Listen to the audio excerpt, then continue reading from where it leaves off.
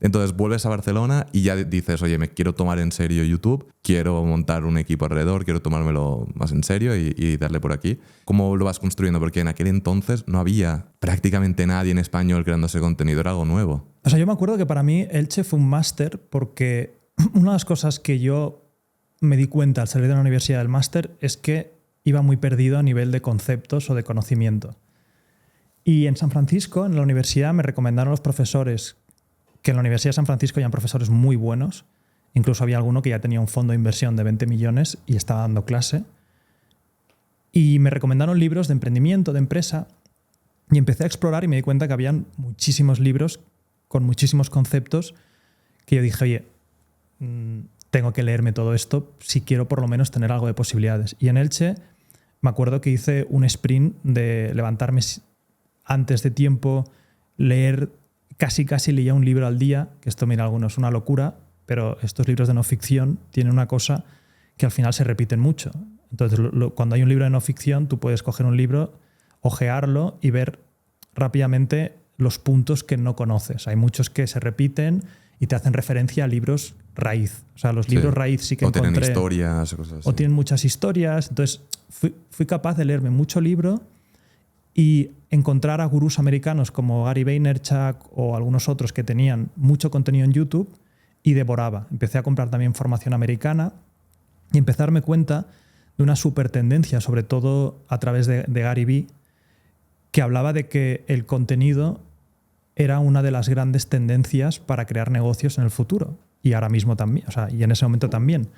Y tenía mucho sentido, porque al final, o sea, si tú piensas en cómo generar dinero o cómo generar mucho dinero siendo joven, lo que necesitas es que tus unidades de tiempo sean muy rentables. O sea, cada unidad de tiempo que le pones de esfuerzo a algo, que tenga una palanca muy grande. Y si analizas, hay pocas formas de apalancarte. Una de ellas es la más tradicional, que es por la que muchos empresarios se han hecho ricos a lo largo de la historia, que es contratar empleados.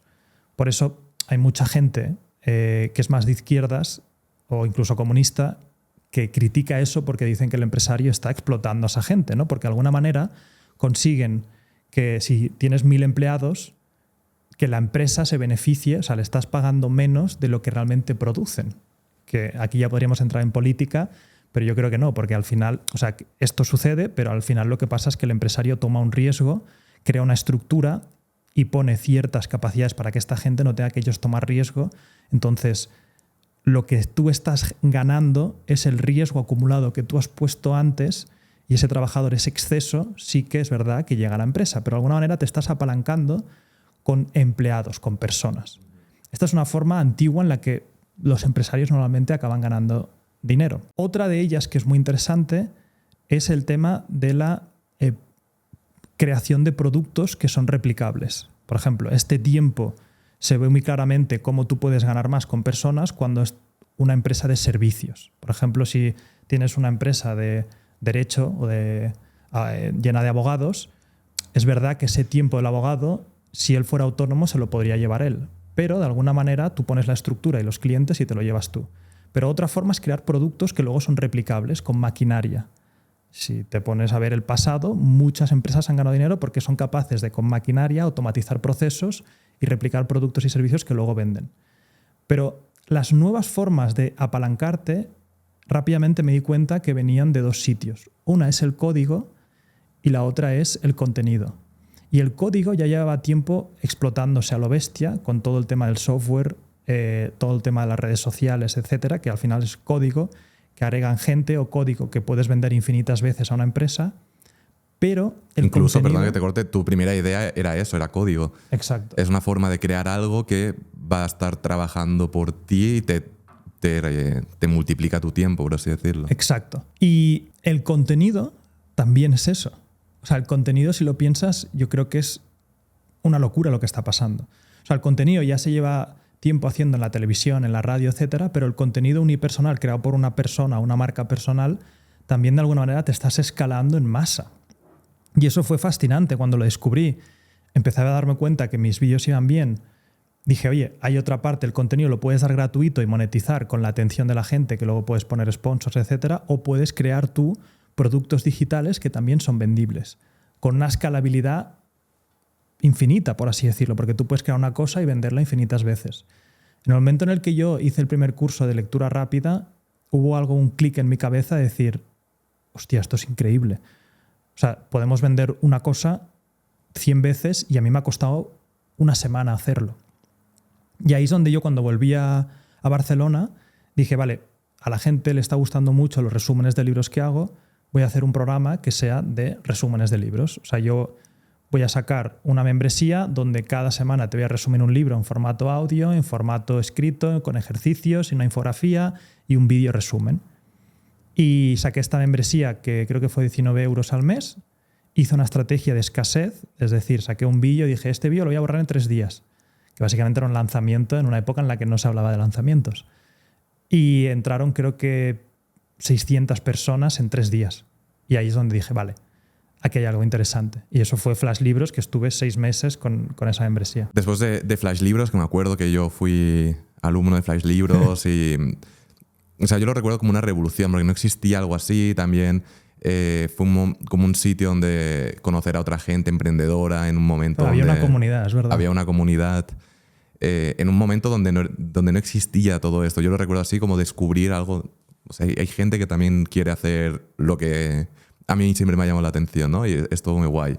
Entonces, montas Flash Libros, lo tienes 6 meses y luego ya como que lo profesionalizas, por así decirlo, en como un infoproducto y más... Sí, o sea, Flash Libros fueron 6 meses y luego, después de 6 meses, en ese mismo momento también, cuando estaba en Barcelona, lancé Emprende Aprendiendo, porque me di cuenta que los casos de empresa que yo había estudiado en la universidad eran súper aburridos leerlos escritos. Y dije, oye, ¿por qué no empezamos a hacer historias de empresas para que la gente aprenda emprendimiento de las grandes empresas en YouTube? Y intenté hacer un par de vídeos en mi canal personal, vi que no acaban de funcionar y ahí es donde decidí separarlo. Porque dije, oye, si aquí se está hablando mucho más de desarrollo personal, de libros, casos de empresa, la audiencia no acaba de cuajar. Entonces creé un canal separado y mientras creaba Flash Libros, Emprende Aprendiendo despegó. O sea, al principio en Facebook, o sea, en Facebook me acuerdo que los vídeos, durante una temporada, cada vídeo que subía tenía 3 millones de visitas, 5 millones de visitas. Hubo un momento que cambiaron el algoritmo de Facebook, me acuerdo que los vídeos bajaron a 100.000 visitas, pero por suerte en YouTube seguía creciendo, ¿no? Y entonces ahí llegó un punto en el que Emprende Aprendiendo tenía ya en 6 meses, no sé si 100.000 suscriptores, mucha audiencia, también había estado captando emails, o sea que dije, ahí hay algo súper potente. Flash Libros ya había llegado más o menos a 28 libros, que ya eran como mis 28 libros pilares, y decidí cerrar la membresía, pero aprovechar ese trabajo. Cerré la membresía, paré todos los pagos y dije, vale, voy a empaquetar esto en un producto y lo voy a lanzar. O sea, voy a hacer lo mismo que hice de los 3 días para vender la membresía, pero ahora son 3 días para comprar el producto. No sé si fueron 290 euros por todo el producto. Y para mi sorpresa, eso se vendió muchísimo. O sea, yo había estado 6 meses para ganar 60.000 euros más o menos, porque eran unos 10.000 al mes. Y en 3 días, cuando cerré el producto y hice un lanzamiento del producto en sí, generamos 90.000. Entonces dije, vale, esto de los lanzamientos, los productos cerrados funcionan muy bien, vamos a intentar escalarlo. Y ahí es donde profesionalicé un poco el asunto, creé ya un pequeño equipo, teniendo mi marca personal y Emprende Aprendiendo a la vez. Porque tú, cuando lanzas Emprende Aprendiendo, lo lanzas como con la idea de voy a montar como un proyecto que va a evolucionar, va a ser una academia, o lo lanzas simplemente como, oye, quiero subir los casos de empresa y los separo y ya está. Lo empecé simplemente porque me apetecía compartir esos casos y era un poco como yo me hubiera gustado aprender. Sí que es verdad que a los 3 meses ya dije, aquí también hay el potencial de lanzar una academia. Entonces sí que fue que, al principio fue simplemente compartir esos casos y ya veremos qué hacíamos. Pero sí que enseguida vi, oye, aquí hay potencial de escalarlo con lo que se nos daba bien, que era crear formación. ¿Y cómo montas Emprende Aprendiendo a nivel academia cuando ya lo profesionalizas? Fue sencillo. Al final había una plataforma que era como el Shopify de los infoproductos, que era Teachable. Entonces al final creas ahí la formación. En ese momento también me vine a Andorra, precisamente porque dije, oye, esto es escalable, esto se puede hacer desde cualquier sitio. Con mi socio, o sea, mi ex socio, que es Gera, en la parte de las zapatillas en Elche, acabó trabajando para mí y le dije, oye, vamos a hacer otra aventura. O sea, nos acabamos de ir a Elche y estábamos hasta las narices de Barcelona. En Andorra los impuestos están genial. Sé que hay youtubers que se han ido. Vámonos, o sea, podemos trabajar en cualquier sitio. Pero no había tanta gente en Andorra No había, en aquel entonces. o sea, solo estaba, creo que de youtubers, Willy, creo que estaba Gref, estaba Vegeta y alguno más. Pero de Sí, infoproductores o de negocios digitales no había nadie. Y yo dije, oye, vámonos, pero si no hubiera sido Andorra, hubiera sido a Estados Unidos. O sea, yo tenía ya el chip de irme a otro sitio, viajar, todo era digital lo nuestro, y Andorra fue un sitio que dije, oye, por tema de impuestos y todo, vamos a probar la aventura. Y entonces ya todo siguió escalando, siguió despegando, creamos la formación de Silex, que era la primera formación de emprendimiento, que básicamente en mi cabeza era como voy a coger todo lo que es la carrera de administración de empresas, condensarla en una formación con un enfoque más tema emprendimiento. Y eso funcionó muy bien, porque había mucha gente, me di cuenta, que quería emprender, pero no venía de una carrera de empresariales. Y esas nociones más de emprendimiento, empresa, con un toque de todos los libros de emprendimiento que haya leído, funcionó muy bien. Porque al final en la carrera de empresariales, ahora no sé, seguramente ha cambiado, pero yo no vi mucho conocimiento de emprendimiento.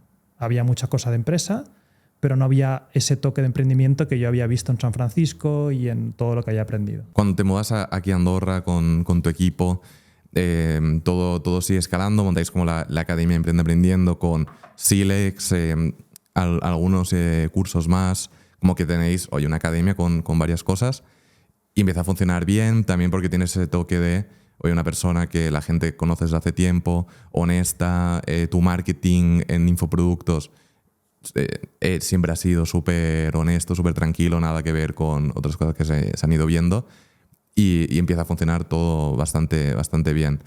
¿Cuánto podías estar generando, si se puede saber, sí, en tu peak de Emprende Aprendiendo? Yo creo que el peak fue en 2018 o así, que llegamos a 1 millón y pico de facturación, pero piensa que los márgenes en este caso eran... O sea, tienes un equipo muy pequeño y yo creo que estábamos con márgenes muy altos. 1 millón y pico al mes o al año? Al año. No, al mes. No llegamos a escalar tanto, pero sí, para nosotros era una locura. O sea, y eso nos permitió luego comprar Leader Summaries, que era una empresa de resúmenes de libros, porque yo creo que funcionaba muy bien con tema de flash libros.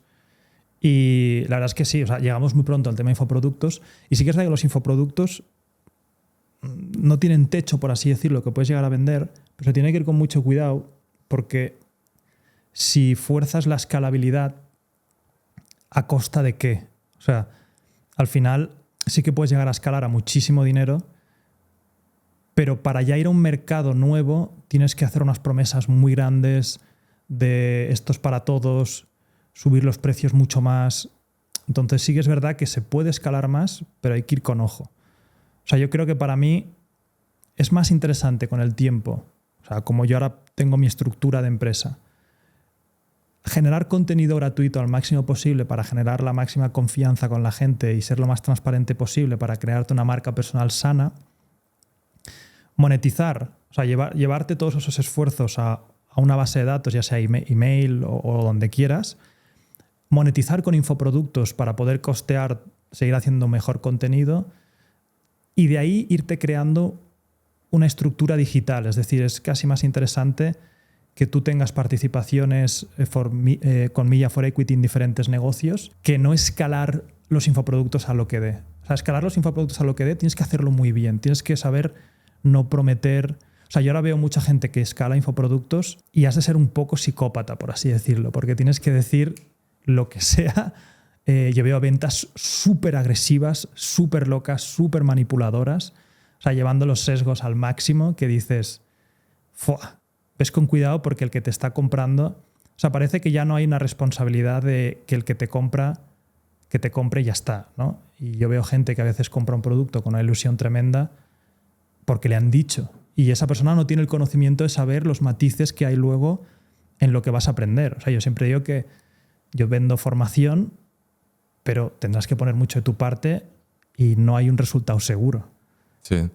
No, o sea, totalmente, porque se vende muchas veces los infoproductos como totalmente escalable, que lo es, pero a la vez hay un grupo de personas que son tu público que te van a comprar, pero una vez que te hayan comprado estos, si quieres seguir vendiendo tienes que ir a otros públicos y es donde se empieza a complicar la cosa y donde se ven en estrategias agresivas de infoproductos de anuncios específicos para amas de casa, anuncios específicos para mecánicos, para estudiantes, como todos pensados para que ese grupo de personas lo acabe comprando cuando el producto al final es el mismo para todos.